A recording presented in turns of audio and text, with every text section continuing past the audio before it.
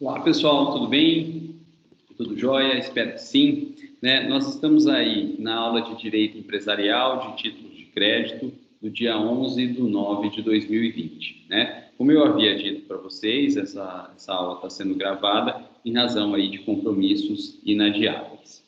Bom, na semana passada, nós estávamos estudando, então, títulos de crédito e nós vimos aí a questão dos devedores diretos e devedores indiretos, Vimos que o devedor direto é aquele que não precisa ser protestado para fins de execução do título, mas até pode ser protestado como forma de cobrança, enquanto que os devedores indiretos, eles têm que ser protestados para viabilizar a própria cobrança, Então, o protesto aí dos devedores indiretos é obrigatório. E funciona como pressuposto processual, da execução dos devedores indiretos. E foi esse ponto que nós terminamos a matéria, e aí eu disse para vocês que a gente estudaria, então, a partir dessa semana, a classificação dos títulos de crédito. E, pessoal, essa classificação dos títulos de crédito, ela é feita segundo alguns critérios, E é importante notar que esses critérios, eles são autônomos e independentes entre si, de modo que classificar os títulos de crédito é classificá-los segundo todos os critérios,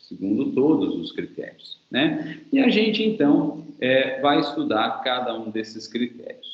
No nosso primeiro bloco de aula, nós vamos estudar o critério quanto à previsão legal, Depois, vamos estudar o critério quanto às hipóteses de emissão ou critério também quanto ao negócio subjacente, Depois, nós vamos estudar o critério quanto ao modelo, e depois o critério quanto ao prazo,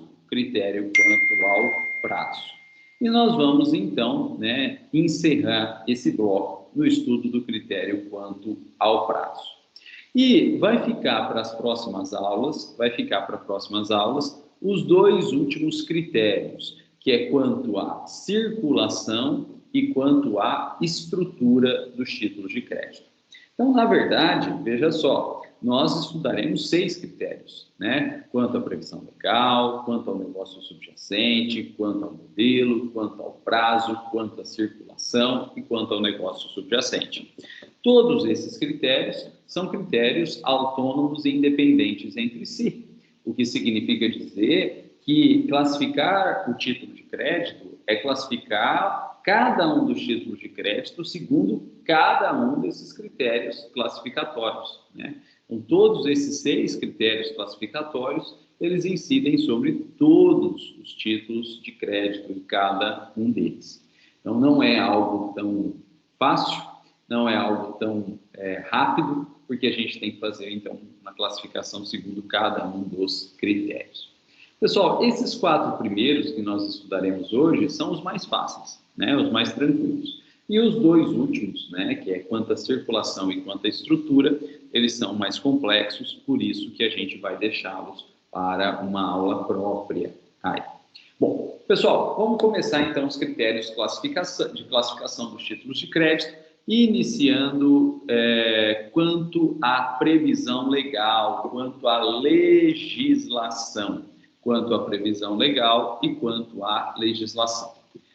E esse critério classificatório, ele divide os títulos de crédito em títulos típicos ou nominados, ou então em títulos atípicos ou inominados.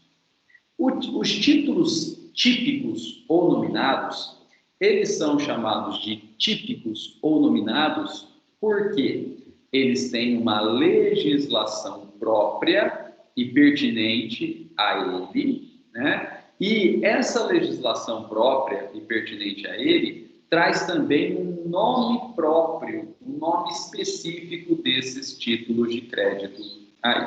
Por isso que eles são típicos ou nominados. Eles têm previsão legal própria, eles têm legislação própria e eles têm também nome próprio. Pessoal, esse critério é importante porque se o título é típico ou nominado e tem, portanto, uma legislação própria e um nome próprio específico para ele, essa legislação própria é especial a ele. E sendo especial para ele, prepondera sobre qualquer tipo de legislação geral, né? De modo que, para os títulos típicos ou nominados, nós devemos aplicar a lei própria, que é a lei específica. Ainda que, eventualmente, exista uma outra legislação, e a gente vai ver que existe, no ordenamento jurídico brasileiro. Porque a outra legislação, ela acaba sendo norma geral. E nós já vimos, né, vocês já estudaram na teoria geral, na introdução ao estudo do direito, na lei de introdução às normas de direito brasileiro, que a lei especial prepondera sobre a lei geral. Bom, e dentro desse critério, então, de títulos típicos ou nominados, é que a gente estuda o famoso quarteto fantástico, né? O famoso quarteto fantástico, que são letra de câmbio, nota promissória, cheque e duplicado. E, como eu disse, esses títulos típicos ou nominados, eles têm uma legislação própria. Então, cada um desses 4 títulos aí que a gente comentou, eles têm também uma legislação própria. Olha lá, a letra de câmbio e a nota promissória, ela é regida pelo decreto 57663 de 66, que é conhecido como Lei Uniforme de Genebra. Lei Uniforme de Genebra. E aí é interessante notar que a letra de câmbio e a nota promissória, elas foram criadas e elas são regradas, mesmo aqui no Brasil, por um tratado internacional, que é a Lei Uniforme de Genebra e que foi internalizada no direito brasileiro por conta aí desse decreto 57663 de 66. E, no primeiro momento, pode causar estranheza, né? Por que um tratado internacional regrando o título de crédito, né? A gente está acostumado com tratados internacionais em temas mais sensíveis da humanidade, como direitos humanos, né? Como direito humanitário, como proteção ao meio ambiente, né? E por que a gente tem um tratado internacional a respeito do título de crédito? Pessoal, a gente não pode esquecer que essa matéria, título de crédito, esse instituto de título de crédito, ele não é recente, né? Ele não é recente. Ele vem de muito tempo atrás aí, em que não havia fácil comunicação, não havia fácil transporte, né? Não havia meios digitais, né? De modo que era necessário que tivesse um documento, então, representando um crédito, para viabilizar a transferência de valores, não apenas internamente aos países, mas também externamente aos países, ou de um país para outro. Daí a necessidade de se ter um tratado internacional normatizando títulos de crédito, justamente para permitir a transferência, então, de crédito, dinheiro de um país para outro aí. E foi por isso que foi criada, então, a Lei Uniforme de Genebra, regrando a letra de câmbio e a nota promissória.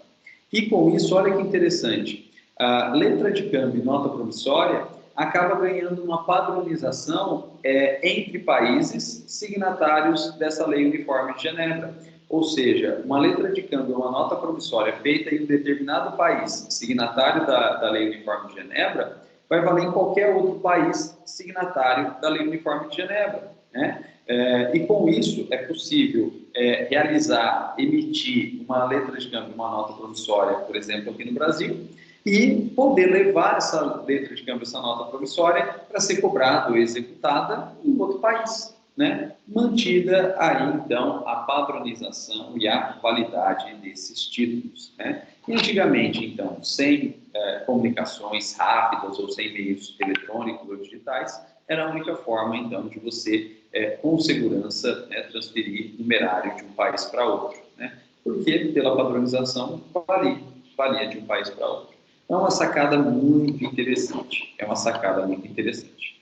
Agora, pessoal, a gente não pode negar, né, evidentemente, que os países e que os ordenamentos jurídicos entre os países são diferentes, têm peculiaridades, têm especificidades próprias. De modo que, sim, era possível que existisse normativa dentro da Lei Uniforme de Genebra que fosse incompatível com as normativas internas dos países. Plenamente possível e realmente existia isso, né? Dispositivos, então, da Lei Uniforme de Genebra, que eram, na verdade, incompatíveis com os ordenamentos jurídicos internos dos países pretensamente signatários da Lei Uniforme de Genebra.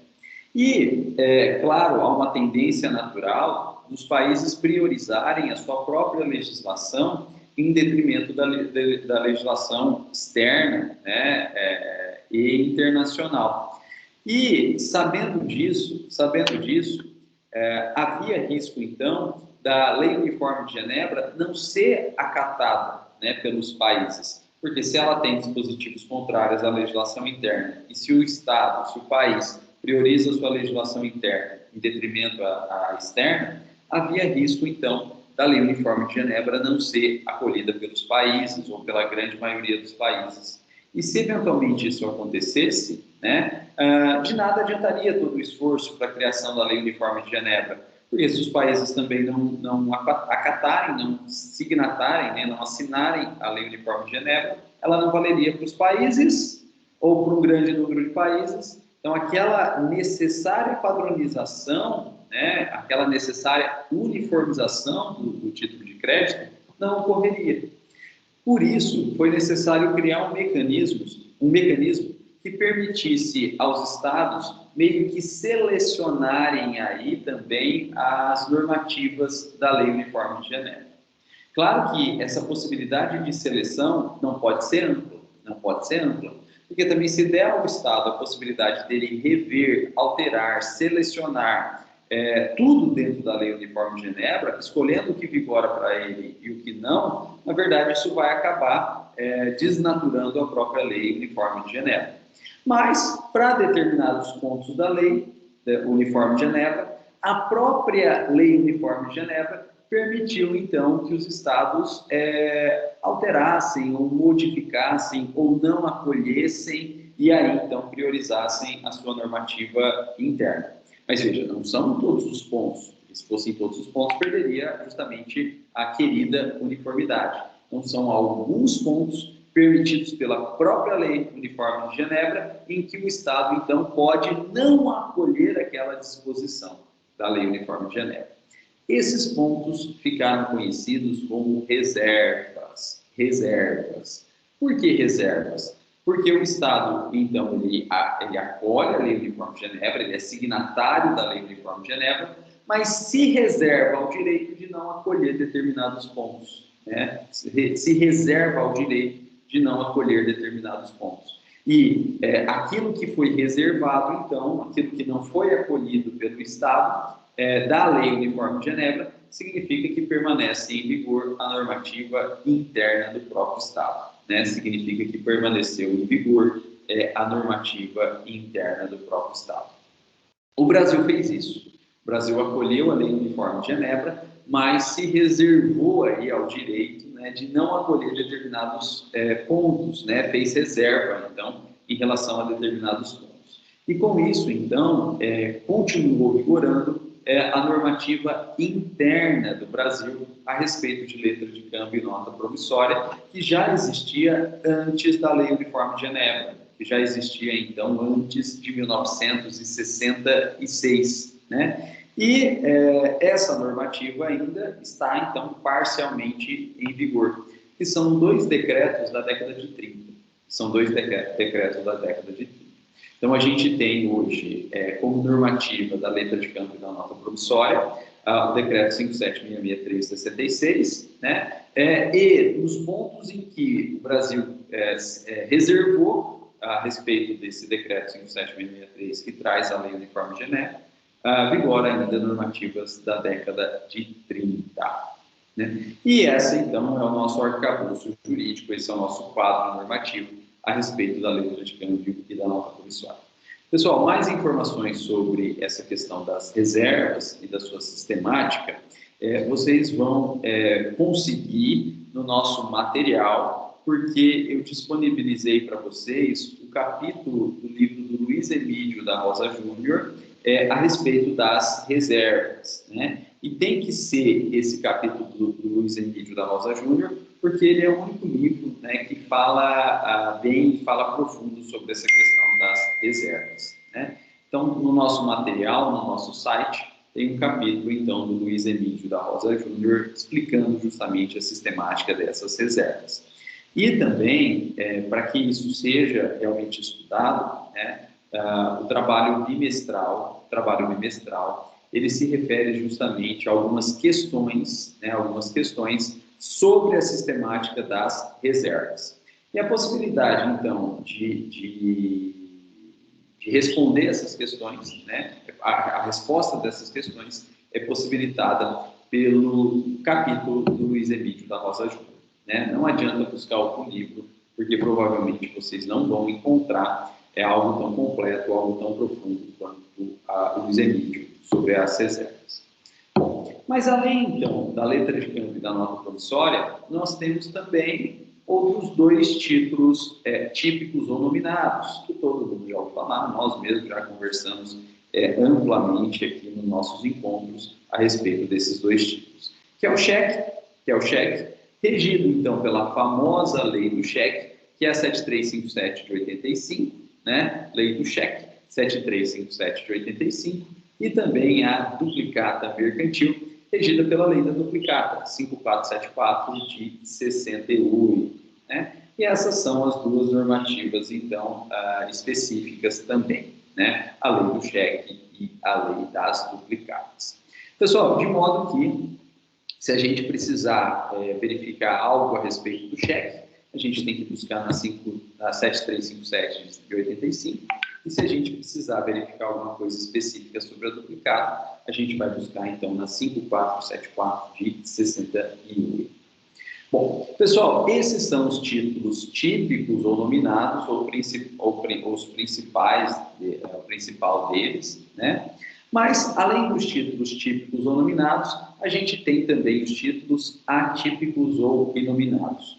Os títulos atípicos ou inominados são aqueles, então, que não têm legislação própria, não têm legislação específica e, consequentemente, são regrados pela normativa geral de títulos de crédito. E, sendo regrados pela normativa geral dos títulos de crédito, eles também não têm nome próprio. Daí porque são conhecidos, então, como títulos atípicos ou inominados.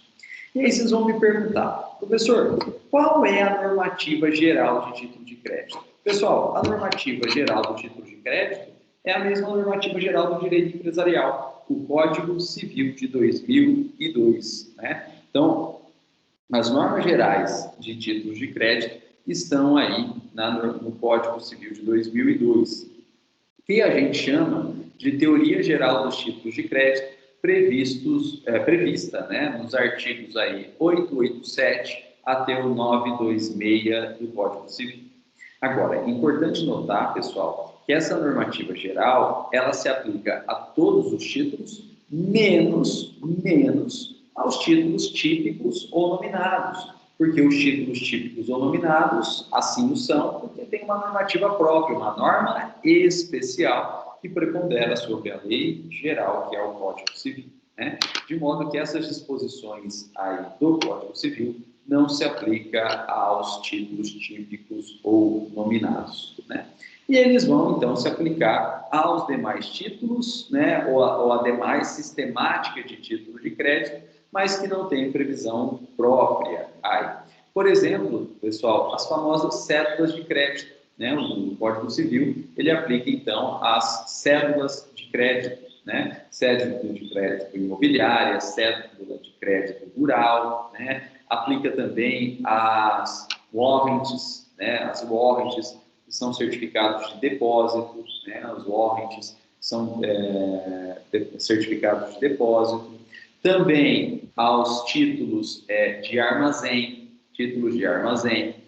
Quem é mais das antigas aí, provavelmente já teve contato ou já ouviu falar de título de armazém, né? É o seguinte, o produtor rural, ele produz, né? Ele produz, por exemplo, grãos, e ele não tem como estocar esses grãos, então ele leva para um armazém, né? Um armazém geral, que é chamado, né? Na letra da lei, é armazém geral, né? Por exemplo, silos de grãos. E ele, então, estoca esses grãos nesses silos de grão. E aí, então, o armazém geral, o silo, ele dá um certificado de depósito, né, no armazém geral desses produtos, desses grãos, né?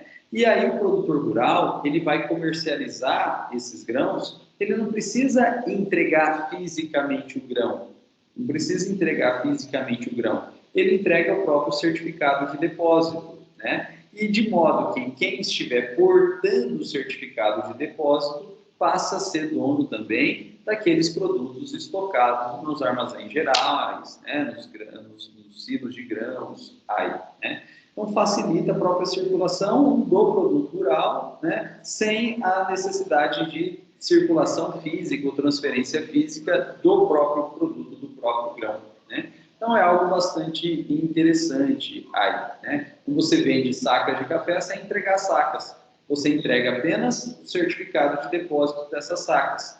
E aí, o comprador das sacas de posse do certificado de depósito, ele pode comparecer ao armazém geral, apresentar esse certificado de depósito e ele vai ter acesso a esses grãos. Podendo manter os grãos lá, ou podendo retirar os grãos de lá, né, sem problema nenhum. E esse certificado, como todo título, ele é circulável, né? Então, o produtor depositou, vendeu para o A quer vender para B, beleza, né? Ele circula o título, ele não circula o grão e vai passando de mão em mão a propriedade desse título. Inclusive, sendo passível de dar em garantia, né? Então, o produtor depositou esses grãos no armazém geral, o armazém geral dá o certificado de depósito e o produtor rural precisa de dinheiro, ele pode ir no banco e fazer um contrato de financiamento e dar como garantia os grãos. De que forma? Dando como garantia o próprio certificado. E para o banco isso é ótimo, porque se os produtos ficarem com o próprio produtor, ele pode sumir com esses produtos e aí o banco fica sem garantia. Ao passo que, se esses produtos estiverem depositados no armazém geral, há uma garantia ao banco que os produtos não vão sair de lá, a não ser com o certificado. Mas o certificado foi dado em garantia, então, na verdade, não tem como tirar os produtos do armazém geral, dando segurança a essa própria garantia. Aí, né? Então, é algo bastante interessante e que traz segurança, então, tanto na circulação como na dação desses produtos em garantia de empréstimos financeiros. E toda essa sistemática, né, as warrants, os certificados de depósito em armazéns gerais, né, eles não têm norma própria, eles são regrados, então, pela norma geral, que é o direito, que é o Código Civil. Bom, pessoal, com isso, então, nós terminamos esse primeiro critério classificatório, que é quanto à previsão legal, e a gente pode dar sequência estudando o nosso segundo critério classificatório, que é quanto às hipóteses de emissão ou quanto aos negócios subjacentes. Então, um critério quanto às hipóteses de emissão ou quanto ao negócio subjacente, também chamado, né, a gente já trabalhou, também chamado como causa debende, né? Negócio subjacente ou causa debente, que nada mais é do que o negócio da vida real, né? Que foi celebrado entre as partes e que motivou, então, o que gerou a necessidade, então, de emissão de um título de crédito para ou em pagamento desse negócio, né? Nós já vimos aí que há uma diferença muito grande na terminologia, se o título é emitido para pagamento ou se o título é emitido em pagamento. Então, tomem cuidado com isso. Por quê? Veja só, quando o título ele é emitido para pagamento do negócio subjacente, como é para pagamento, como é para um pagamento futuro, então, significa dizer que a própria emissão do título não quitou o negócio subjacente, né? O negócio subjacente só estará quitado quando o título for efetivamente descontado, como efetivamente virá dinheiro, né? Ou na terminologia usada como cheque, quando o título for compensado, né? De modo que, ainda que o título tenha sido emitido para pagamento, enquanto não houver o recebimento, o negócio não está quitado. E se o título não for compensado, não for recebido, não for convertido em dinheiro, o negócio, então, ele foi descumprido e ele está desfeito. Ele está desfeito. De modo que, se eu comprei uma casa, se né, se eu fiz um negócio de compra e venda de uma casa, né, e os títulos foram emitidos aí para pagamento da casa, enquanto os títulos não forem compensados, a casa não está comprada de fato. De modo que, veja só, se o título não for compensado, é possível ao vendedor retomar a casa, anular o negócio, cancelar o negócio, rescindir o negócio e retomar a casa a ele, vendedor. Agora, pessoal, se o título foi emitido em pagamento, significa que a própria emissão do título já quitou o negócio. E se eventualmente no futuro aquele título não for convertido em dinheiro, não for descontado, não for compensado, o negócio já está feito, adimplido e encerrado. E com isso, o negócio não poderá mais ser desfeito. E aí caberá ao credor apenas executar o título, mas jamais desfazer o negócio subjacente, né? Então, título em pagamento, emitido em pagamento, a própria emissão já quita o negócio subjacente e esse negócio está pronto, acabado e não pode mais ser desfeito. E se eventualmente, então, o título em pagamento não for compensado, caberá unicamente ao credor executar o título, mas jamais desfazer o negócio subjacente. Então, houve uma compra e venda de uma casa e os títulos foram emitidos em pagamento, se eventualmente no futuro eles não forem compensados, não dá para o vendedor pegar a casa de volta. Caberá ao vendedor, credor do título, executar o título, mas jamais pegar a casa de volta. Então, veja que é um termo, é uma preposição para ou em, que muda tudo dentro dos efeitos ou das consequências dentro daquele negócio e dentro do título de crédito emitido para ou em pagamento, né? Então, veja, para o vendedor, que vai ser o credor do título de crédito, é sempre mais interessante que o título seja emitido para pagamento, né? Para o vendedor é sempre mais vantagem que o título seja emitido para pagamento, porque só vai ter pagamento realmente se o título for compensado, e enquanto não for compensado, ou se não for compensado, ele rescinde o negócio e pega o bem de volta. Agora, para o comprador, é muito mais negócio que o título seja emitido em pagamento. Por quê? Porque ele tem a garantia que o negócio jamais vai ser desfeito, né? E caberá, então, ao vendedor unicamente executar o título, né? Então, garante ao comprador é melhor em pagamento, porque a emissão já quita, ele tem garantia, então, que o negócio não vai ser desfeito.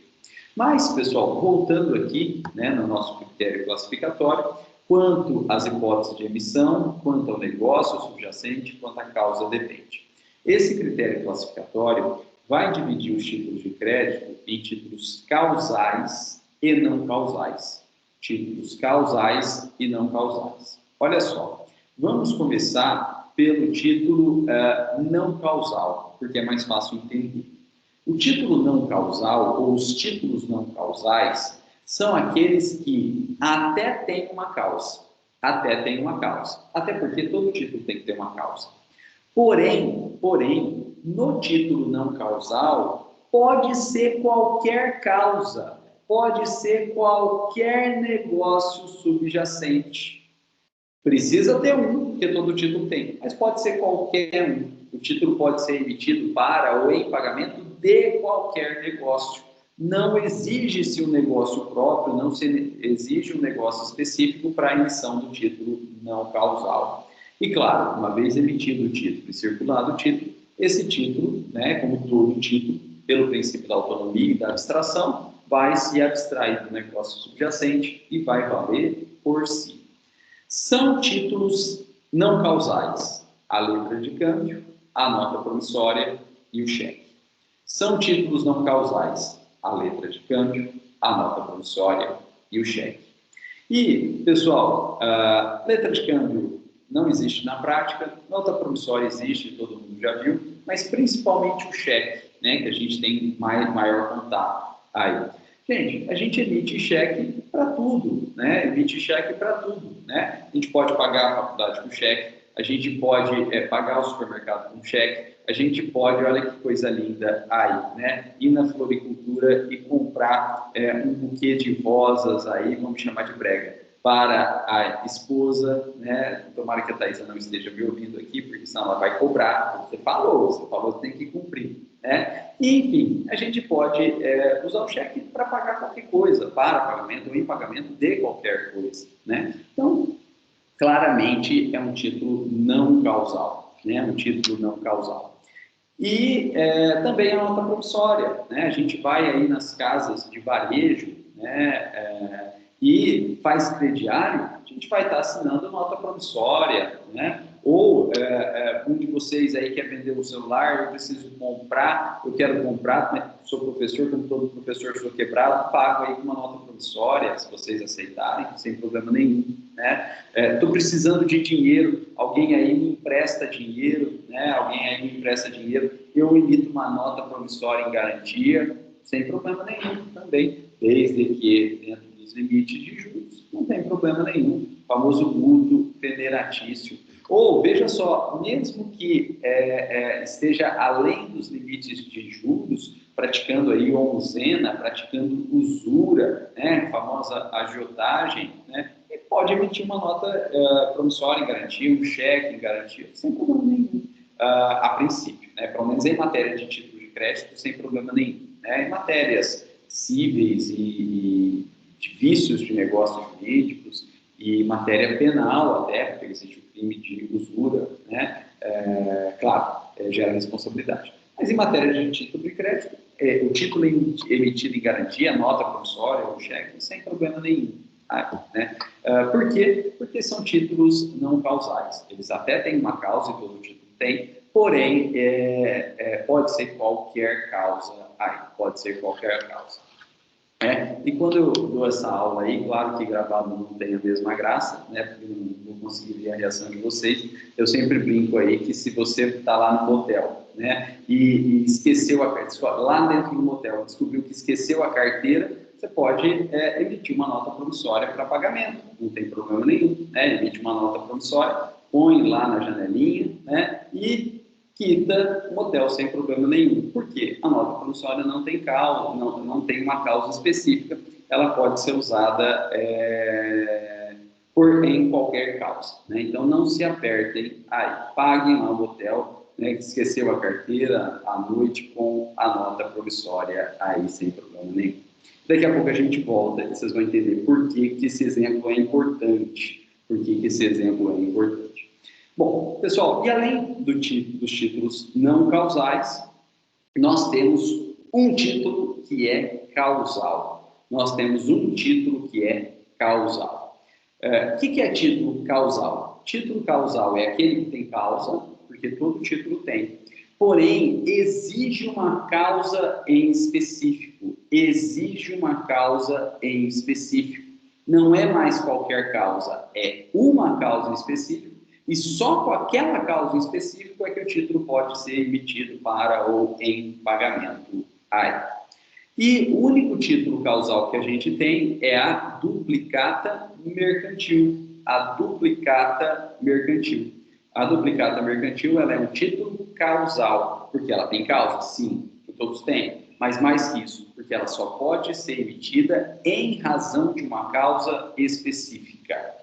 E que causa é essa? Decorre do próprio nome dela, ou o nome dela decorre dessa causa, não sei. Né? O que veio antes, o ovo ou a galinha? Não sei. Né? Mas a duplicata mercantil, ela é duplicata porque ela é uma duplicação, uma cópia da fatura, que é um documento contábil e fiscal usado pelas empresas para informar o fisco de que elas fizeram uma venda agregando valor a um determinado produto, e esse agregando valor a um determinado produto gera-se, né, um fato gerador tributário para recolher tributo. Não tem que ter a fatura para poder, então, a empresa recolher o tributo. E a duplicata mercantil é uma cópia dessa fatura, é uma duplicação, então, dessa fatura.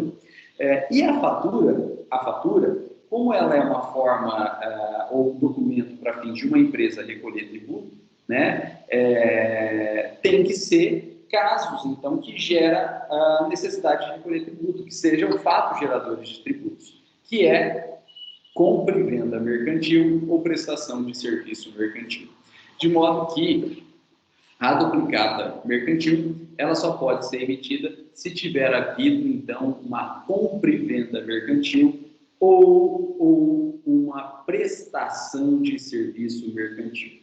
E o que é o termo final mercantil? Mercantil é no mercado, é entre empresas. Então, tem que ter havido uma compra e venda entre empresas, ou então uma prestação de serviços entre empresas, para poder, então, ter fatura e, tendo fatura, poder fazer uma cópia da fatura e emitir, então, a duplicata mercantil. É por isso que a gente não vê duplicata mercantil circulando aí, né, no mercado consumidor. É por isso que quando a gente vai lá nas lojas de varejo e faz crediário, apesar de no dia a dia falar que a gente está assinando duplicata, a gente não está assinando duplicata, a gente está assinando nota promissória. Por que não é duplicata? Porque nós não somos empresas, nós somos consumidores. As lojas de varejo, elas vendem para o destinatário final daquele produto, ou hoje, né, várias lojas de varejo prestam serviços também, inclusive serviços financeiros, né? Mas para o consumidor final, não é empresa. E se não é empresa, não pode ser cobrado através de uma duplicata mercantil. Agora, por exemplo, se nós somos empresas e nós compramos nossos produtos para empregar na nossa cadeia produtiva dos nossos fornecedores, e os fornecedores entregam esses produtos, né, para a nossa empresa aí, junto com o nosso produto que nós compramos e recebemos, vem sempre uma cópia da fatura, que é a duplicata mercantil, né? E aí o entregador do produto entrega esse produto na nossa empresa e tira aí o que a gente chama de nota fiscal do bolso e pede para a gente assinar. E aí essa nota fiscal ela é feita em várias vias, né? Normalmente 3 vias. A gente assina a primeira e devolve a primeira para o entregador, a gente fica com uma cópia para nós e o entregador leva a primeira assinada e leva uma cópia daquilo, né? Então, são 3 cópias, a gente assina a primeira, que fica com o entregador deixa uma cópia com a gente e leva a primeira e mais uma cópia. Por que ele leva a primeira assinada por nós e mais uma cópia?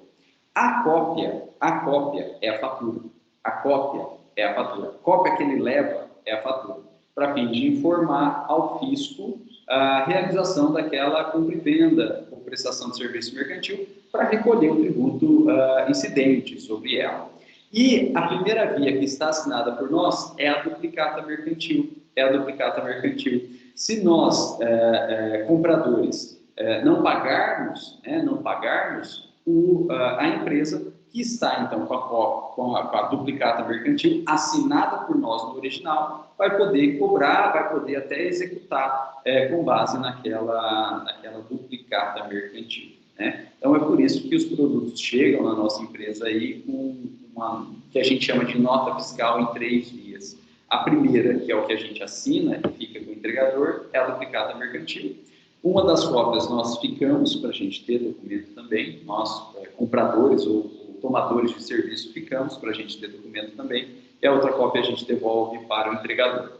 A cópia que a gente devolveu, a empresa fornecedora comunica o fisco, e a cópia que a gente assinou, que é a duplicata, fica com eles, porque se a gente não pagar, aquele é um título de crédito, eles vão executar a gente com base naquilo, né, naquele documento. Então, a duplicata mercantil, ela é um título causal, porque ela depende, então, de uma causa específica para ser emitida, que é a compra e venda ou a prestação de serviços mercantis. E só.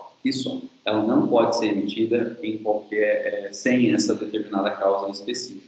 Por isso que quando a gente vai, então, na loja de varejo, a gente não assina duplicata, porque nós somos consumidores finais, nós não somos empresa, né? Então, não é duplicata, é nota promissória. Pessoal, e para a gente finalizar essa ideia, é importante notar que o título causal é aquele que tem uma causa específica para a emissão do título. Porém, depois de emitido e circulado, mesmo o título causal, ele sofre abstração e, portanto, também se desvincula dessa causa específica e passa a valer por si mesmo, né? Então, mesmo o título causal, ele tem abstração, ele sofre abstração, ele se desvincula da causa e passa a valer por si mesmo. Então, veja, a duplicata, ela precisa do negócio para ser emitido, que é a compra e venda mercantil ou a prestação de serviço mercantil. E a partir dela, desses negócios específicos, ela é emitida. E uma vez emitida, ela se abstrai da causa e passa a valer por si mesma. Então, veja, devolvida a duplicata mercantil assinada pelo comprador dos produtos ou tomador dos serviços, e a duplicata mercantil, então, ficando com a empresa fornecedora desses produtos ou serviços, ela foi emitida com uma causa, mas devolvida e ficando com a empresa, ela também se abstraiu e ela passa a valer por si mesma. Tanto é que essa empresa, né, fornecedora de posse da duplicata assinada pelo comprador ou pelo tomador, pode cobrar? Pode, mas pode também livremente circular essa duplicata. E normalmente as empresas circulam, na chamada operação de desconto, né, Porque normalmente, como é uma compra e venda mercantil ou uma prestação de serviço mercantil, o valor é muito alto. Então, o comprador ou tomador de serviço, ele também não vai pagar à vista, ele vai pagar a prazo aquela duplicata. Só que a empresa fornecedora ou prestadora de serviço, ela já vendeu, ela já entregou, ela já prestou o serviço. Então, ela precisa do dinheiro rápido, E provavelmente ela não tem condição de aguardar o prazo. Então, o que ela faz? Desconta essa duplicata mercantil. Ela faz a operação de desconto. Então, ela endossa essa duplicata e vai numa empresa que faz desconto. Normalmente são as factorings, né? Ou, traduzindo para o português, né? As empresas de fatorização, e entrega essa duplicata mercantil, que é a prazo, mas a factoring, empresa de fatorização, dá o dinheiro à vista para essa determinada empresa aí que descontou a duplicata. Claro que, como é a prazo e está sendo dado o dinheiro à vista, não vai ser valor cheio, não vai ser valor integral. A factoring, ela vai pegar a nota pelo valor cheio, a nota não duplicata pelo valor cheio, mas ela não vai pagar o valor cheio, ela vai fazer um desconto, ela vai descontar um percentual e vai dar um valor mais baixo aí para a empresa. E é aí onde a factoring ganha, é nessa margem de desconto que a factoring ganha. E claro que quanto maior for o prazo de vencimento da duplicata, né, maior vai ser o desconto que a factoring vai fazer e menor vai ser o dinheiro que a credora, então, da duplicata e que realizou o desconto vai receber. Né? Isso aí faz parte. E isso é bom para todo mundo. Né? Para a factoring é bom porque ela ganha nesse desconto. Para a empresa que detém a duplicata, que endossou a duplicata e fez o desconto, é bom porque ela pega o dinheiro à vista. Né? Do contrário, ela teria que aguardar o prazo aí. Né? E fazendo desconto, ela pega o dinheiro à vista. E se ela não tem caixa para trabalhar, a única forma dela trabalhar é fazendo esses descontos. Não tem jeito, né? Se ela não tem caixa, ela precisa de dinheiro, a única forma é fazendo esses descontos. Claro que se ela tiver caixa para trabalhar, ela não vai fazer o desconto, né? Porque aí ela consegue esperar e ela pega o valor cheio da duplicata. Mas se ela não tem caixa para trabalhar, a única forma é fazendo o desconto. Então, na verdade, isso cria caixa para a empresa, né? Isso permite que a empresa opere, né? E com isso, evita que a empresa quebre, ou então gera um caixa imediato para a empresa fazer investimento, né? E é por isso que essa atividade de factoring, né, ou faturização, ela também é conhecida no mercado como fomento mercantil, porque na verdade está ampliando, intensificando o próprio mercado, permitindo que as empresas ou permaneçam em atividade ou permitindo que a empresa faça caixa para gerar novos investimentos, né? Então é uma atividade essencial, factoring, a faturização, o fomento mercantil, e essa operação é conhecida como operação de desconto, né? E veja que essa operação de desconto ela só é possível porque a duplicata mercantil, né? A duplicata mercantil, mesmo sendo um título causal na origem, ele também se abstrai e ele passa a valer por si mesmo, né? Se ele não se abstraísse, nenhuma factoring pegaria a duplicata, porque ficaria vinculado a um negócio subjacente. E a factoring não sabe se aquele negócio foi válido ou não, se aquele negócio é verdadeiro ou é falso, se aquele negócio ocorreu ou não, né? E a única garantia que a factoring tem, na verdade, é a própria abstração do título, né? Então, ele precisa do negócio para ser emitido, né? Mas depois que foi emitido, ele se abstraiu. E aí a factoring pega porque ela não está cobrando, ela não está pegando o negócio. E se não for pago, ela não está cobrando o negócio. Ela está pegando o título, e se não for pago, ela está cobrando o título, em razão da própria abstração. Pessoal, mas veja que nem toda essa sistemática da duplicata mercantil exigir uma causa específica, que é a compra e venda mercantil, que é a duplicata mercantil, exigindo então a emissão de uma fatura, que é um documento tributário que gera fato gerador tributário, que gera o dever de recolher tributo, e lide impede as famosas duplicatas frias, né? Nem toda essa sistemática, nem todo esse rigorismo da lei impede a emissão de duplicata fria, né? Isso acontece, né? E o que é a duplicata fria? A duplicata fria é aquela emitida sem causa. Duplicata fria é aquela emitida sem causa. Então, veja, a empresa fornecedora, ela não fez compra e venda mercantil, ela não prestou serviço para ninguém, ela não fez. Só que ela emite uma fatura como se ela tivesse feito contra determinada empresa. Ela emite a fatura como se ela tivesse vendido ou prestado serviço para uma determinada empresa e, portanto, contra essa determinada empresa. E essa empresa, às vezes, nem fica sabendo disso, e a empresa fornecedora, então, que emitiu a fatura tem a duplicata, mas é uma duplicata fria, porque ela não teve causa, ou a causa dela é falsa. E aí a empresa, então, fornecedora, vai na factoring e desconta a duplicata. A factoring pega a duplicata e dá o dinheiro, não é tabela cheia, né? Vai fazer o desconto, vai ser mais baixo, mas dá o dinheiro aí, né? E a empresa, então, ela passa a operar, né, com aquele dinheiro, continua operando com aquele dinheiro, só que, na verdade, é uma duplicata fria. Isso acontece. Mas, normalmente, não gera problema inicialmente. Por quê? Porque antes da duplicata fria se vencer, a empresa fornecedora, ela acaba resgatando a duplicata. Então, ela volta na factory, devolve o dinheiro, a tabela cheia, né? E pega a duplicata de volta, resgata o título, né? E aí, então, ninguém fica sabendo disso. Isso acontece. Não vou falar que é normal, mas isso acontece. mas não dá problema, porque a empresa que emitiu a duplicata fria vai na factoring antes do vencimento e resgata o título. Né? E aí pegou o título de volta e ninguém fica sabendo de nada. O problema dá quando a empresa que emitiu a duplicata fria, sei lá por quê, porque cargas d'água,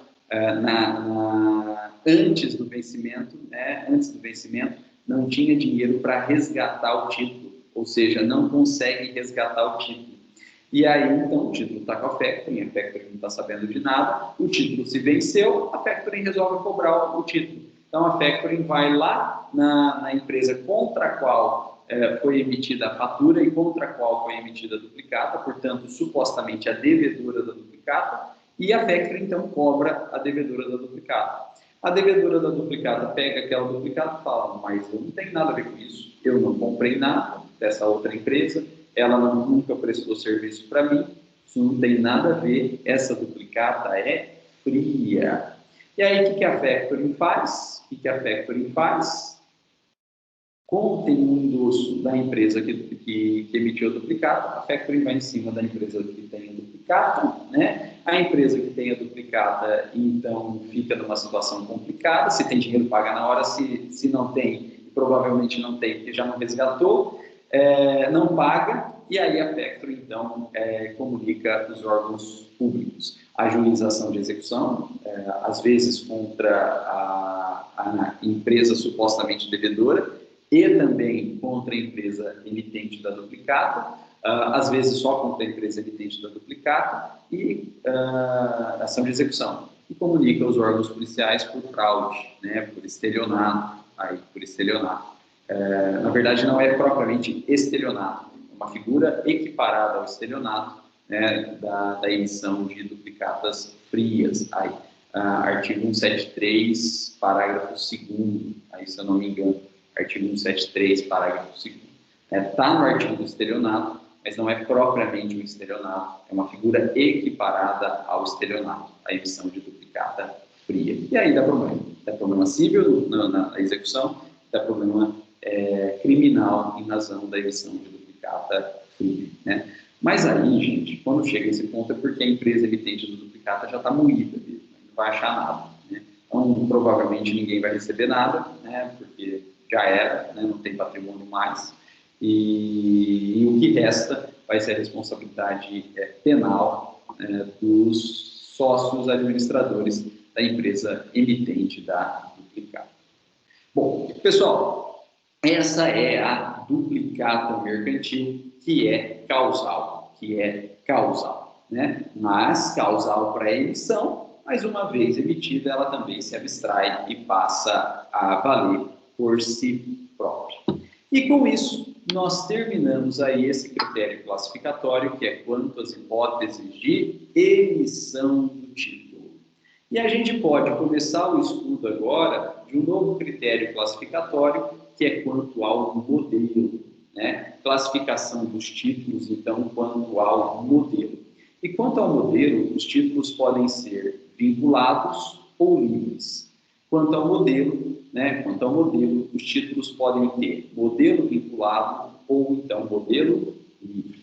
Pessoal, e quanto ao modelo, nada mais é do que o estudo da forma do título, do formulário do título, né, da diagramação do título. E título de modelo vinculado é aquele, então, que tem um modelo, um formulário próprio, pré-estabelecido ou na própria lei do título, ou então pelo Conselho Monetário Nacional. Né? E aí, então, a própria lei do título, ou o Conselho Monetário Nacional, ele vai criar o padrão do título, o formulário do título, a diagramação do título.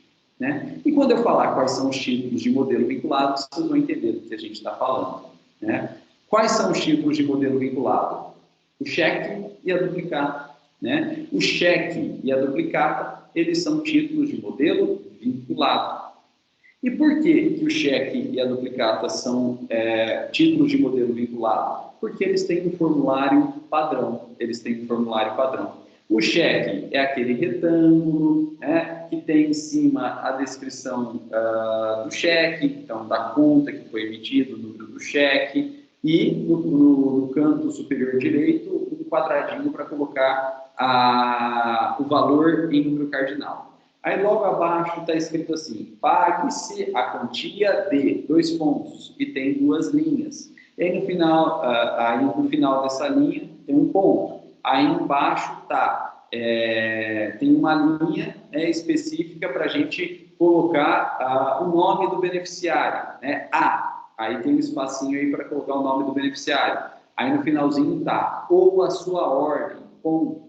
Aí logo abaixo tem o logotipo do banco e os dados bancários daquela determinada pessoa, daquela determinada agência, né? Aí no outro canto direito aí, você tem um espaço para você datar esse cheque, né? Colocar o local, a data, né? Aí tem uma linha, que é o espaço para assinatura, e o nome, então, dos correntistas, a conta bancária e a data de abertura daquela conta, desde. Esse é um cheque. Nossa, professor, como você descreveu o cheque aí sem saber que banco eu tenho cheque? Porque todo cheque é igual. E por que todo cheque é igual? Porque não é uma criação livre do banco, é uma criação da lei e do Conselho Monetário Nacional. E para ser cheque, tem que seguir esse padrão. Se não seguir esse padrão, não é cheque. Não é cheque. Né? Por quê? Porque o cheque é um título de modelo vinculado. O cheque é um título de modelo vinculado. Ou segue esse padrão, e se seguir o padrão vai ser cheque, ou não segue esse padrão, que pode ser qualquer coisa na vida, menos cheque. Menos cheque. Porque só é cheque se tiver esse padrão aí que todo mundo sabe, que todo mundo já viu, só fechar o olho que a gente visualiza o cheque aí. Pessoal, e também é de modelo vinculado a duplicata mercantil. Porque como a gente já conversou aqui, a duplicata ela é uma duplicação da fatura, ela é uma cópia da fatura. Então, na verdade, o modelo da duplicata, o formulário da duplicata, é o mesmo modelo definido para a fatura. Né? Então, o que for definido para a fatura vai ser o da duplicata. E a duplicata, então, como cópia da fatura, só é duplicata se seguir o modelo da fatura. Se não seguir o modelo da fatura, pode ser qualquer coisa na vida menos duplicata. De modo que, pessoal, olha só, nos títulos de modelo vinculado, a forma, o formulário, é elemento essencial para a própria existência do título. Nos títulos de modelo vinculado, a forma, o formulário, é essencial para a própria existência do título. Se não seguir aquela forma, não é título. Pode ser qualquer coisa na vida, menos título. Então, a forma, o formulário, é essencial para a própria existência do título de crédito.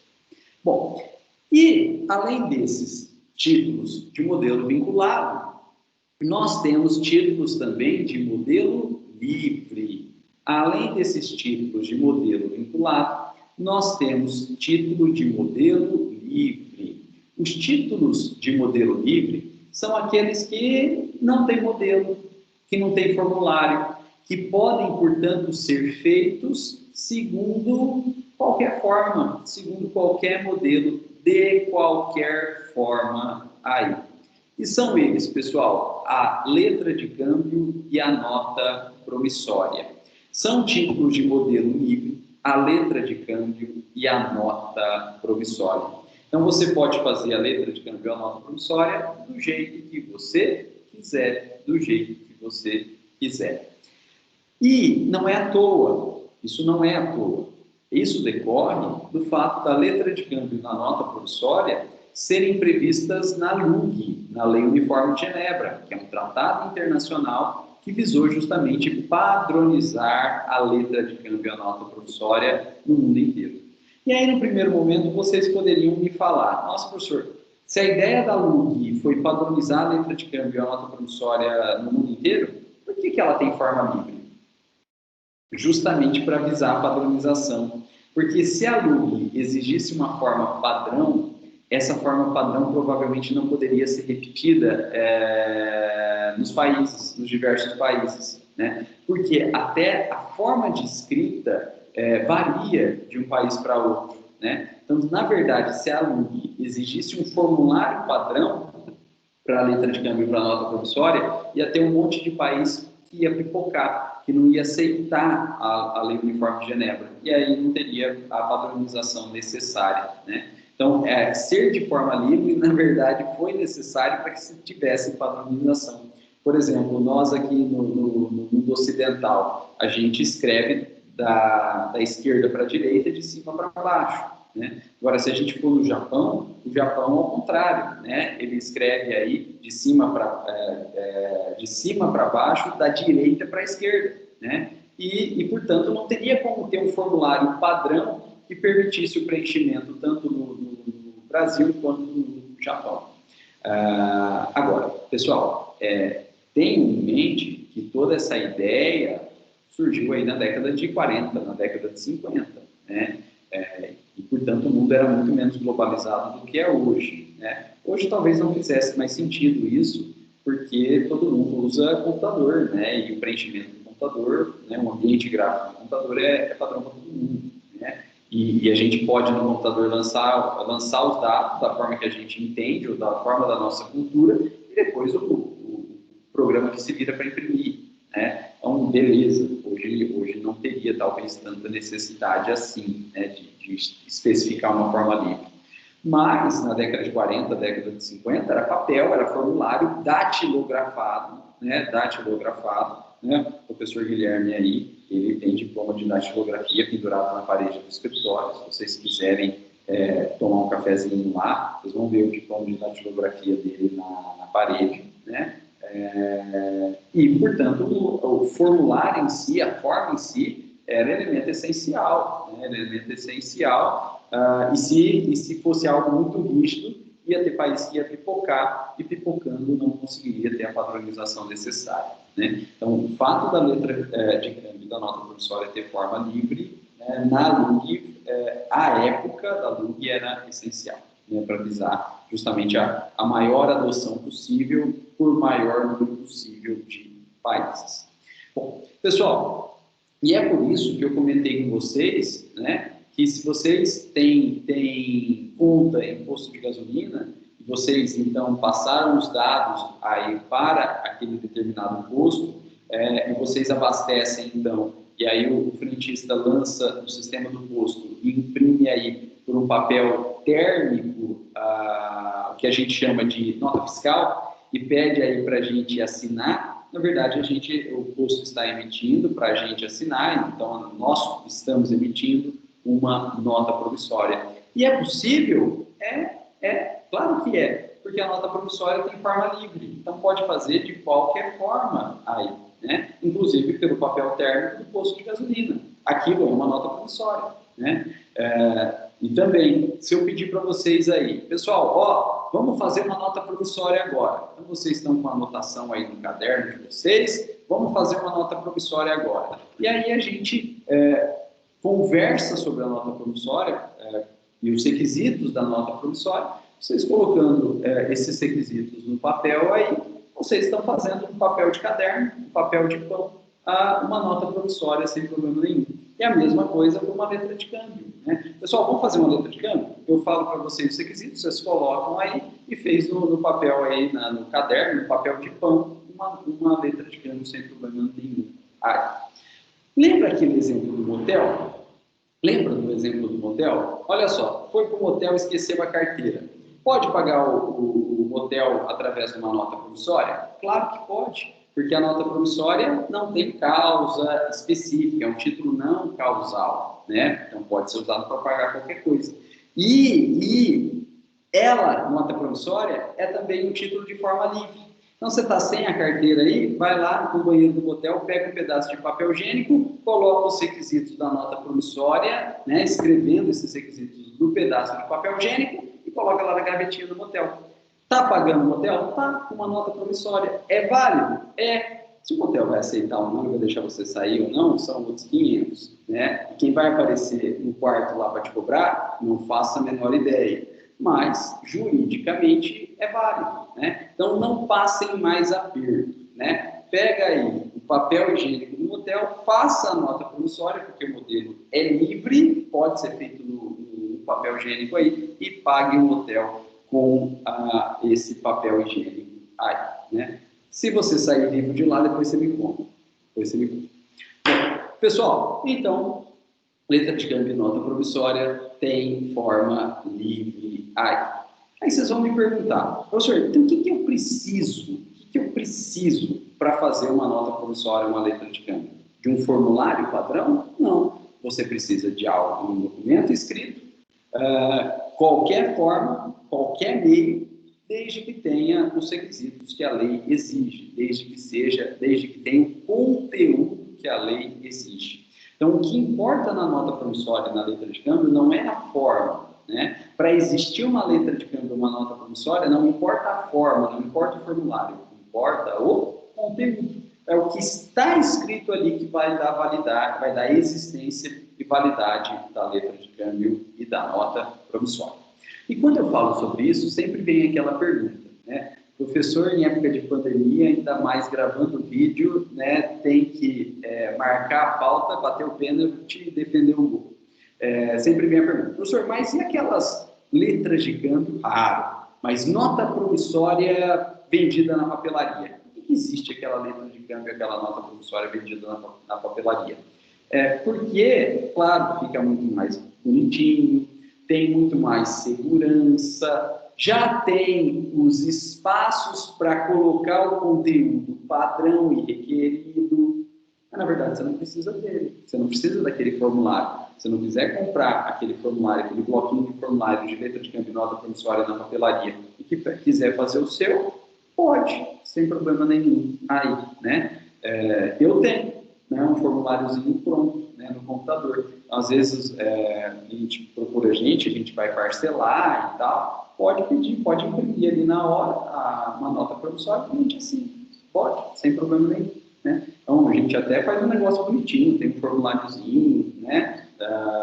Aí sem problema nenhum, preenche digitando, né? E a gente assina, aquilo é uma nota promissória, né? Então tem um formulário padrão de papelaria, de letra de câmbio e nota promissória, para facilitar, mas não que seja obrigatório se utilizar desse formuláriozinho aí, não que seja padrão, não que seja obrigado. O formuláriozinho está lá, que é mais bonito, já tem os espaços, né? Você já sabe quais são as informações que você vai ter que preencher, então não te dá, né, segurança até, mas você não é obrigado a usar o formuláriozinho da letra de câmbio ou da nota promissória, né?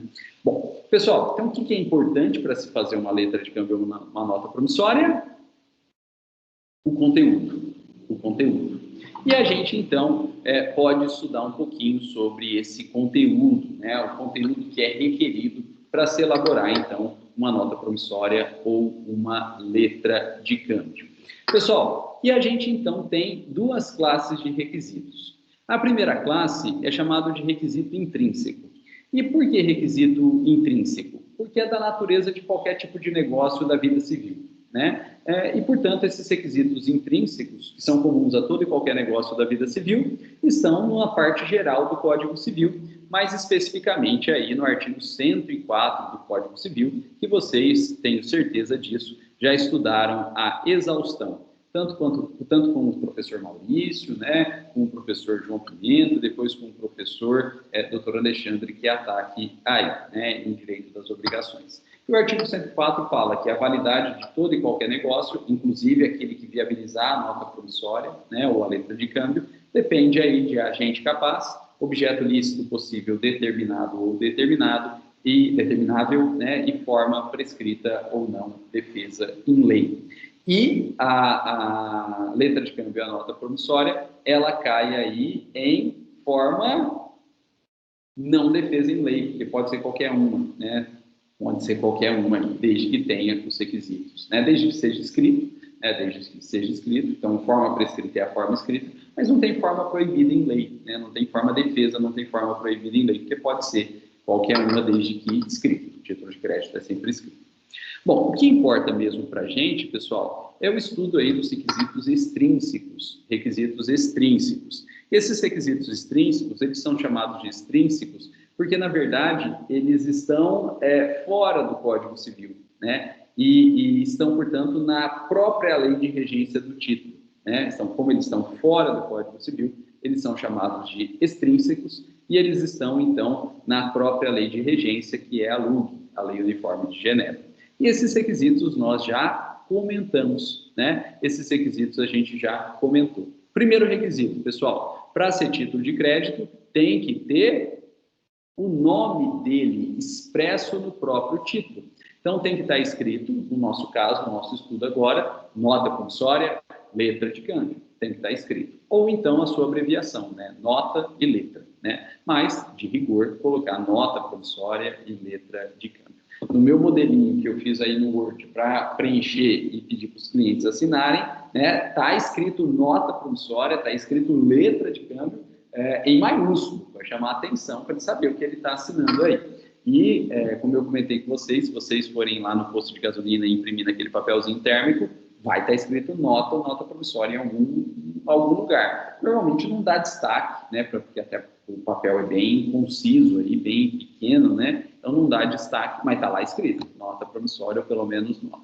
Além disso, pessoal, a assinatura, né, do emitente, né, a gente vai ver na próxima aula que emitente é para a letra de câmbio e para a nota promissória a gente não usa emitente, a gente usa promitente. Mas o emitente, promitente, né, ou sacador, né, tem um terceiro nome também, emitente ou sacador e promitente. Esses são os três nomes de quem emite um título de crédito. Emitente ou sacador e promitente. Ele vai ter que assinar, né, isso é óbvio, né? E ao assinar, claro, ele se torna o devedor desse título de crédito, né? Pessoal, depois, a identificação desse devedor, né, a mais completa possível, né, o nome, RG, CPF, telefone, endereço, justamente porque o título de crédito é uma obrigação quesível e é o credor que vai ter que localizar o devedor. Então, quanto mais dados tiver para localizá-lo, melhor. Depois, pessoal, tem que ter o valor do título, claro, tem que ter o valor do título. E aí, a gente começa a analisar alguns requisitos um pouco mais peculiares, né? Requisitos um pouco mais peculiares. Pessoal, olha lá. Data de vencimento. Data de vencimento. Pode ter data de vencimento? Pode ter data de vencimento. Nos formulários aí de nota promissória e letra de câmbio, apesar de não ser obrigado a usar o formulário, tem espaço para data de vencimento? Tem. Até tem espaço para colocar a data de vencimento. Mas veja que, na verdade, a data de vencimento, ela não é um requisito obrigatório. Por quê? Porque na ausência de data de vencimento, o título é à vista. O título é à vista, né? Então, só se coloca data de vencimento para fazer um título a prazo. Mas na ausência de data de vencimento, e o título pode não ter data de vencimento, o título é à vista, né? Na letra de câmbio, na nota promissória, se vocês comprarem um formuláriozinho, não precisa, mas se comprarem um formuláriozinho, vai ter espaço para colocar a data de vencimento. Por quê? Porque a letra de câmbio e a nota promissória podem sim ser a prazo. Podem sim ser a prazo. Essas notas promissórias que eu peço para o cliente assinar, quando a gente parcela aí, é a prazo, né? A gente coloca a data futura, normalmente de mês a mês, né? Nas parcelas aí, sem problema nenhum. Agora, se não tiver data de vencimento, e pode não ter, significa que essa letra de câmbio, essa nota promissória é à vista. E mais para frente, né? Mais para frente, a gente vai estudar o que é à vista, o que é a prazo, na classificação quanto aos prazos de vencimento dos títulos de crédito. Pessoal, depois vai ter espaço aí para colocar a data de emissão. E a data de emissão, gente, é requisito obrigatório. A data de emissão é requisito obrigatório. Tem que ter data de emissão. Por quê? Porque é da data de emissão que a gente vai contar o prazo prescricional para verificar se o título ainda não foi prescrito, né, não está prescrito, portanto, ainda é título, ainda tem força executiva, ainda pode levar ao ajuizamento de uma ação de execução, ou ser, né, infelizmente para o credor, felizmente para o devedor, mas infelizmente para o credor, o título já está prescrito, e aí ele não pode mais subsidiar, ele não pode mais embasar uma ação de execução. Não quer dizer que o título esteja perdido, só não vai poder entrar com ação de execução, mas também não vai rasgar o título. Por quê? Porque não deixa de ser um documento, não deixa de ser uma prova documental, e aí vai poder entrar com ação de cobrança. Nós já vimos que a ação de cobrança é muito mais lenta, muito mais complicada, mas enfim, é o que se tem para fazer se o título já estiver prescrito.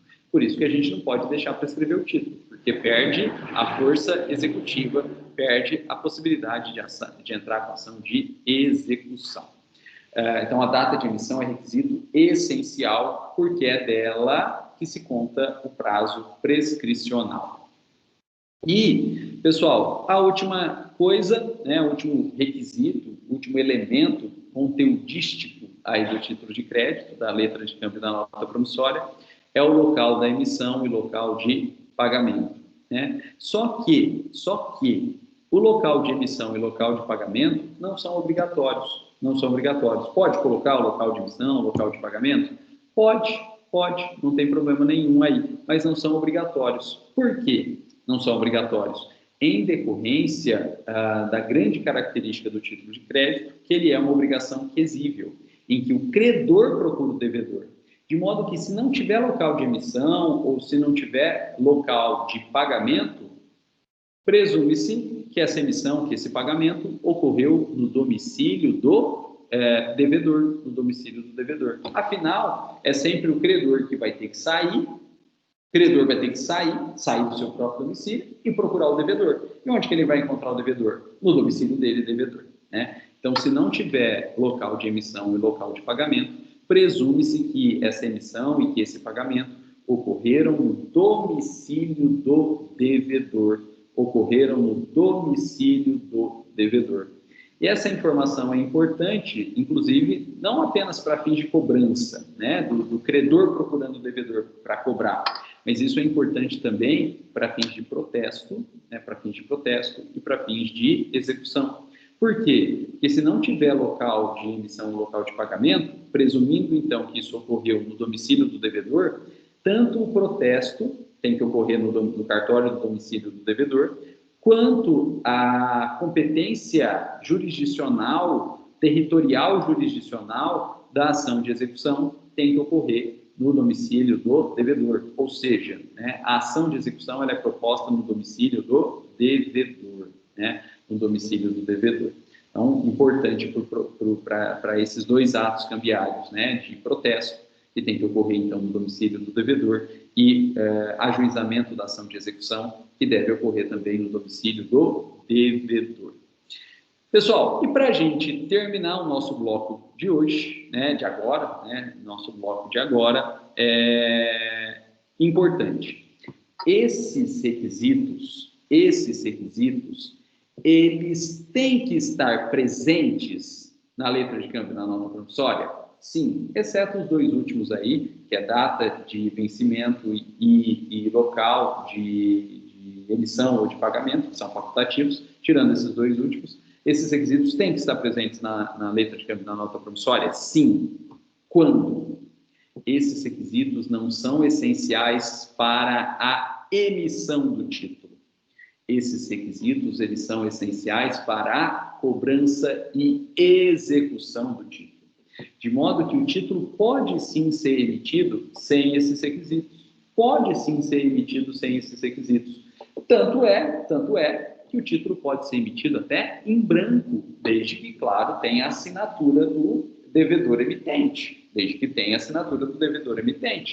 Tendo a assinatura do devedor emitente, o título pode ser, no mais, emitido em branco, sem problema nenhum. Porque esses requisitos não são requisitos de emissão do título. Esses requisitos são requisitos para cobrança do título. Então, esses requisitos têm que estar presentes no momento da cobrança. Se o título tem a assinatura do devedor emitente, mas foi emitido em branco, de boa. Quando for cobrar, o credor, possuidor do título, o título está com o credor, preenche esse título, coloca os requisitos, né, preenche esse título e entra com a cobrança, entra com a execução, sem problema nenhum. Né? De modo que, quando eu falo isso, sempre vem aquela pergunta: professor, o título pode ser emitido em branco? Pode. Ele precisa ter a assinatura do devedor. Mas tendo a assinatura do devedor, ele pode ser emitido em branco? Pode. E por que pode? Porque se o emitente devedor emitiu em branco, na verdade ele deu carta branca, né? Deu carta branca para o credor. Ele assume um risco grande, mas deu carta branca para o devedor, deu porque quis. Então o título pode sim ser emitido em branco. Segunda pergunta, o credor pode preencher o título? Pode também. O credor pode preencher o título. Agora, veja só, nos limites do acordo anterior entre eles. Nos limites do acordo anterior entre eles. Mas veja que se o título está em branco, na prática, o devedor deu carta branca, né? Deu carta branca para o credor. Então, ele pode preencher o título nos limites do acordo entre eles, que na prática é nenhum, porque deu carta branca aí, né? E terceiro, né? É perguntado aí, professor, tem problema se preencher depois? Não. O próprio credor, com a letra dele, pode preencher? Pode. Pode ser com caneta diferente? Pode. Pode ser com letra diferente? Pode, porque o preenchimento posterior não tem problema nenhum. Né? Agora, o que não pode é exacerbar o acordo. Então, tudo bem, olha só, o devedor emitiu o título em branco, mas estava combinado entre eles que não ia ter juros. Não vai ter juros não. Beleza, não vai ter juros. Aí, o título é entregue para o credor, e o credor, então, na hora de preencher o título, e o preenchimento posterior em si não tem problema nenhum, coloca juros. Gente, essa colocação de juros foi além do que foi acordado. O título em si não é nulo, mas a colocação dos juros no título, a inscrição de juros no título, além do acordado, é nulo. Só que o devedor que vai ter que provar que não havia previsão de juros, que não estava acordado essa previsão de juros. Como que ele vai fazer isso? Não faço a menor ideia. Não faço a menor ideia. Por exemplo, a não ser que ele tenha um contrato anterior, né? A não ser que ele tenha um contrato anterior, a não ser que ele tenha gravado uma conversa, enfim, né? Mas é matéria de prova, né? E na prática é muito difícil, então, para o devedor provar que teve essa alteração do acordo inicial com esse preenchimento posterior. Pessoal, eu tive um caso, né? Eu mostrei para vocês que foi emitido cheques, né? Foi emitido cheques com o valor do cheque preenchido pelo devedor emitente. Então, o devedor emitente preencheu o título, colocou o valor e assinou, e entregou esse título aí. E aí o título estava na posse do credor, sem preenchimento de data, não teve preenchimento de data. E aí o credor, possuidor do título, do cheque, colocou a data, levou o cheque para o banco devolveu por falta de fundo, e a gente executou, então, esse cheque, né? E aí o devedor se defendeu, através dos embargos, alegando que o título era nulo, porque a data tinha sido preenchida pelo credor, e alegando aí que o título não tinha sido emitido na data que tinha sido preenchida pelo credor, tinha sido emitido, na verdade, muito tempo antes, e aí o credor de posse do título foi lá e colocou uma data muito depois, evitando, então, o lapso prescricional. Se tivesse colocado a data de quando foi emitido, quando foi executado já estaria prescrito. E aí, então, teria havido uma adulteração do cheque, porque o credor, então, preencheu depois e preencheu com uma data posterior, claro, evitando, então, que tivesse havido prescrição do cheque. O juiz mandou fazer perícia e constatou que, realmente, o valor e a assinatura eram do devedor. E constatou que a letra da data, não era do devedor. Não se sabe quem é, porque não se apurou quem é, mas não era do devedor. E esse foi o laudo do exame grafotécnico. E aí foi para o juiz julgar. O que ele julgou? Improcedente a defesa do devedor, improcedente os embargos do devedor, e mandou o devedor pagar. Por quê? Qual foi o argumento? O argumento foi o seguinte: realmente, o valor e a assinatura é do devedor, mas a data não é do devedor, o que presume que o devedor emitiu o título em branco. E se ele emitiu o título em branco, ele deu carta branca para o credor preencher da forma que quisesse. E aí o credor preencheu a forma que quisesse. Foi carta branca do devedor. E segundo, como que vai provar que o título é anterior? Como que vai provar que o título é anterior? Não tem como provar que o título era anterior, porque você não tem elemento nenhum dentro do título, e a data foi aquela que foi colocada, e mesmo que o título fosse anterior e foi colocado numa data futura, teve carta branca. O devedor, ao emitir o título em branco, assumiu o risco que isso acontecesse. Ao emitir o título sem data de emissão, assumiu o risco que isso acontecesse e mandou pagar. Entendeu? Que não estava prescrito e mandou pagar. E eu mostrei essa decisão para vocês aí, né? Naquele processo de ilha solteira, né? Mandou pagar. Né? Mandou pagar. Isso prova para a gente que o título ele pode sim ser emitido em branco. Isso prova para a gente que os requisitos de conteúdo não são requisitos de emissão, de modo que o título emitido em branco, ou faltando um desses requisitos, pode sim ser preenchido posteriormente, claro, dentro dos limites do que foi acordado, né, e executado normalmente, ainda que preenchido pelo credor. E com isso, então, a gente terminou esse terceiro critério classificatório, que é quanto ao modelo. E aí a gente encerra para o vídeo não ficar muito grande, agradecendo a presença e a paciência de vocês. E num próximo bloco, a gente continua com o próximo critério classificatório, que é quanto ao prazo do título. E aí a gente vai estudar os títulos à vista, os títulos a prazo e, o que é um pouquinho mais raro, mas muito usado no meio rural, os títulos a certo termo de vista. A certo termo de vista. Gente, muito obrigado e até o próximo bloco.